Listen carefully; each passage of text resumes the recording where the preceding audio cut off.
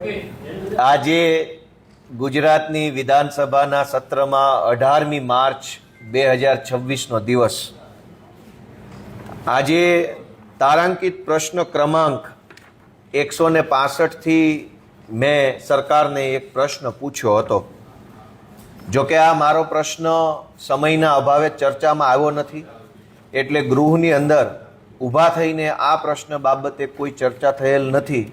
પરંતુ સરકારનો જે જવાબ આવ્યો છે એ જવાબ ઉપર ગુજરાતની જનતાનું ધ્યાન દોરવા માંગુ છું કે મેં એવો પ્રશ્ન પૂછ્યો તો હું વાંચી સંભળાવું છું કે ખેતીવાડી ઉત્પન્ન બજાર સમિતિ એટલે કે માર્કેટિંગ યાર્ડ બોટાદમાં પોતાની જણસ વેચવા આવતા ખેડૂતો સાથે જણસીના ભાવમાં ભાવફેર થાય છે તે હકીકતથી સરકાર વાકેફ છે કે કેમ?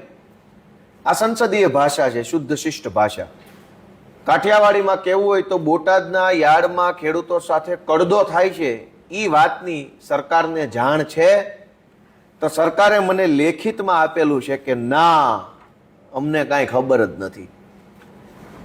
હવે તમે વિચારો કે જે કડદા કાંડ ઉપર આંદોલન થયું, એફઆઈઆરો થઈ, લાઠીચાર્જ થયો, વિડીયો વાયરલ થયો, અનેક સભાઓ થઈ, ઇવન ખેતીવાડી વિભાગ સહકારના જે અધિકારીઓ હોય એને પરિપત્ર બહાર પાડવો પડ્યો કે ભાવફેર ઉર્ફે કડદો કરવો નહીં.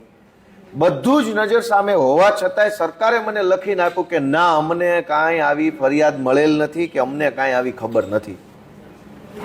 એનો અર્થ એવો થયો કે યા તો સરકારને કાંઈ ખબર જ નથી શું છે, બધું લોલમ લોલ હશે, અને યા તો એનો અર્થ એવો થયો ખબર બધી છે પણ કરવું કાંઈ નથી. બોટાદના માર્કેટિંગ યાર્ડમાં ખેડૂતો સાથે જે કડદો થાય છે એની ખબર તો આખા દેશને છે, નેશનલ મીડિયામાં આવેલું છે.